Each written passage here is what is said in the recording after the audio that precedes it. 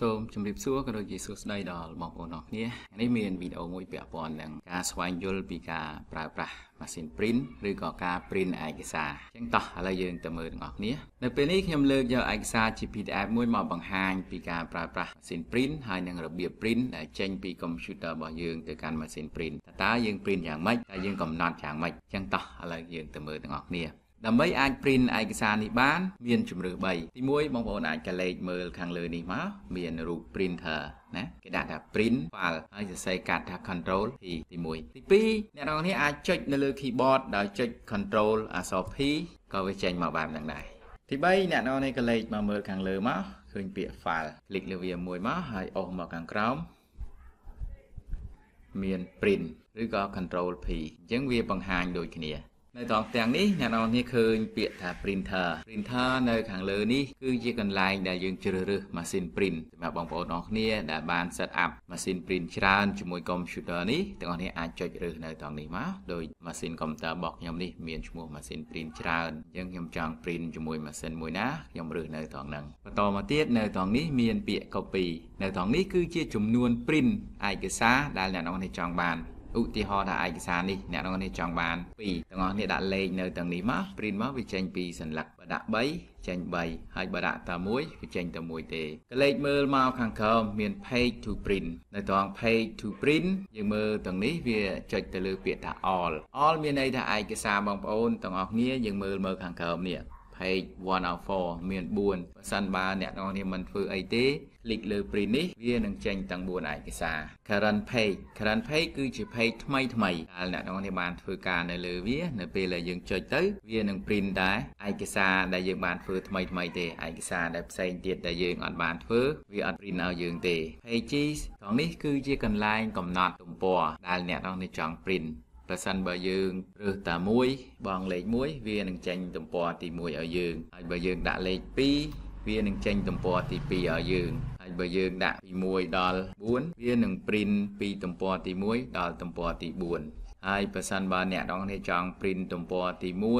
អ្នកនរគ្នាដាក់តែលេខ1មកបើចង់បានទំព័រលេខទី4ដាក់លេខ4មកហើយប្រសិនបើចង់បានទំព័រលេខ1ហើយនឹងលេខ4លេខ2លេខ3អត់យកទេដាក់លេខ1ហើយចុចសញ្ញាក្បៀសលេខ4ឬក៏លេខ1ចុចសញ្ញាក្បៀសមកលេខ3អញ្ចឹងវាចេញតែទំព័រលេខ1និងទំព័រលេខ3លេខ2លេខ4វាអត់ឲ្យមកទេខ្ញុំបង្ហាញសម្រាប់ឯកសារដែលមានតែ4ទំព័រនៅទាំងនេះមាន more option អ្នកនរនេះចុចលើវាមកនៅខាងក្រោមនេះយើងមើលឃើញនេះ out or A1 page នេះ all page in range មានន័យថាវាចេញតាមលំដាប់1 2 3 4ទៅតាម page ជាក់ស្ដែងរបស់អ្នកទាំងអស់គ្នាហើយត្រង់ out page only គឺវា print តែទំព័រសេសទេ A1 page only វា print តែទំព័រគូទេទំព័រសេសទំព័រគូមានន័យថាទំព័រសេស1 3 5 7ហើយទំព័រគូមានន័យថា2 4 6 8អាហ្នឹងបើសិនបើអ្នកទាំងអស់គ្នារើសនៅត្រង់ហ្នឹងប៉ុន្តែបើយើងរើស all page in range វានឹងរត់តាមលំដាប់page ឲ្យយើងបន្តមកទៀត page sizing and handling នៅត្រង់នេះមាន4ចំណុចជាធម្មតាវាចេញបែបនេះ size នៅត្រង់ size នេះមាន feet មានន័យថាវានឹងញែកกระดาษយើងឲ្យសមទៅនឹងទំព័រกระดาษដែលយើងត្រូវ print ចេញហើយបើសិនបើអ្នកនរគ្នារើស actual size វានឹង print នៅกระดาษពិតដែលយើងបានជ្រើសរើសហើយនឹងកំណត់ string oversize page នេះក៏វាកំណត់ដូចគ្នាដែរគឺឲ្យវា fit ទៅនឹងទំព័រហើយ scale custom scale នេះ 100% គឺជាกระดาษពិតរបស់យើងហើយអ្នកទាំងអស់នេះអាចបន្ថែមលេខនេះឲ្យលើស 100% ទៅយើងដាក់110អញ្ចឹងកាលណា110វារីកធំជាងនឹងតិចទៀតហើយយើងអាចពង្រួមទៅតាមតម្រូវការជាក់ស្ដែងបន្តមកទៀត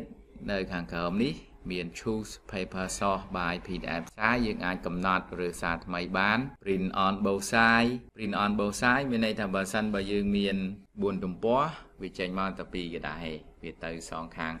ឲ្យយើងជាងសម្រាប់អ្នកនរគ្នាដែលចង់ print both side ហ្នឹងយើងចុចតែហ្នឹងមកហើយ flip on long edge ហ្នឹងគឺវាពេញកែមកระดาษវាចេញមកដូចគ្នាហើយទាំងអស់គ្នាអាចរើស flip on short edge ហ្នឹងกระดาษហ្នឹងអាចបញ្ច្រាស់គ្នាជាងយកល្អយើងរើសយកអា flip on long sai như tới ở về mà tam lùm đạp bỏ vía chỉ pi tùm poในក្នុងกระดาษតែមួយត្រង់ orientation នេះមាន3ចំណុចទី1អូតូមានន័យថាបើសិនបើกระดาษនឹងជាប្រភេទกระดาษផ្ដេកវារត់មកផ្ដេកប្រឈើវារត់មកប្រឈើ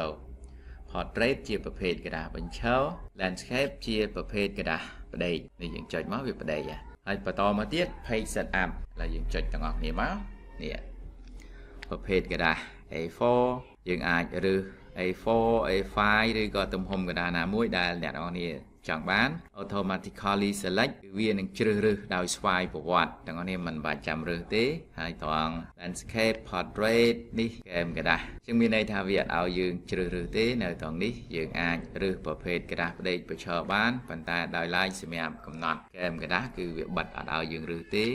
ហើយទំហំกระดาษយើងអាចជ្រើសរើសឡើងវិញបានប៉ុន្តែសម្រាប់ការជ្រើសរើសកែមកระดาษក៏វាអត់ឲ្យដែរបន្ទាប់ពីជ្រើសរើសទាំងអស់នេះអាចចុចលើពី OK ទៅអញ្ចឹងវានឹងនៅឲ្យយើងមើលមកខាងលើនេះមាន2ចំណុចសម្រាប់2ចំណុចនេះខ្ញុំនឹងបង្ហាញនៅពេលក្រោយអ្នកនរគ្នាក៏លេខមើលមកក្រោមមក print in gray black and white បើសិនបើប្រភេទម៉ាស៊ីន print របស់អ្នកជាប្រភេទ color វានឹងចេញត្រង់ហ្នឹងឲ្យហើយបើសិនបើបងប្អូនអស់គ្នាចង់ជ្រើសរើសការ print នឹងជាប្រភេទឯកសារសខ្មៅយើងគ្រីសទៅនឹងមកចឹងឯកសារបើទោះបីវាជាប្រភេទឯកសារ color ឯកសារពណ៌ក៏វាចេញសខ្មៅឲ្យដែរហើយបើយើងអត់គ្រីសទៅនឹងទេវានឹងចេញប្រភេទ color ទៅតាមឯកសារជាក់ស្ដែងរបស់យើងអាហ្នឹងក្នុងករណីម៉ាស៊ីនយើងជាប្រភេទម៉ាស៊ីន color command and form document and markup ប្រភេទ document អ្នកនរគ្នាអាចរើសប្រភេទ document ហើយជាទូទៅវាអូតូមកបែបហ្នឹងប៉ុន្តែវាមិនបញ្ហាទេទាំងអស់នេះមិនបាច់ធ្វើអីទេ print តាមទម្រង់ជាក់ស្ដែងហ្នឹងទៅ summary and comment do you want to include a text summary comment in the document being print នៅត្រង់នេះបើសិនបើយើងរើសនៅត្រង់នេះវានឹង summary ឲ្យយើងនៅត្រង់នេះអ្នកនរគ្នាមិនបាច់ចាំរើសវាទេឲ្យវា print តាមអូតូជាក់ស្ដែងមកបន្ទាប់មកយើងនៅខាងក្រោមនេះមានសញ្ញាពួនមកឆ្វេងពួនមកស្ដាំដើម្បីឲ្យអ្នកនរគ្នាចុចមើលទំព័រกระดาษរបស់អ្នកនរគ្នាថាតើវាជាប្រភេទទំព័រយ៉ាងម៉េចនៅនេះមាន page 4 អញ្ចឹងវាមាន4ទំព័រអញ្ចឹងទឹកមុននឹង print អ្នកនរគ្នាអាចមើលនៅត្រង់នេះសិនជាវា print មកច្រឡំនេះគឺជារបៀបងាយៗដើម្បីស្វែងយល់ពីរបៀបនៃការ print ឯកសារក៏លោកមានបងប្អូនមួយចំនួនដែលគាត់នៅឆ្ងល់អត់ទាន់ចេះ print អាចមើលតាមនឹងអញ្ចឹងសម្រាប់ការបង្ហាញពីរបៀបស្វែងយល់ពីការ print ឯកសារវគ្គមួយនេះមានប៉ុណ្ណឹងហើយនៅពេលជួបគ្នាលើក្រោយខ្ញុំនឹងព្យាយាមបង្ហាញពី3ចំណុចបន្តទៀតអរគុណច្រើនជម្រាបលាទាំងអស់គ្នា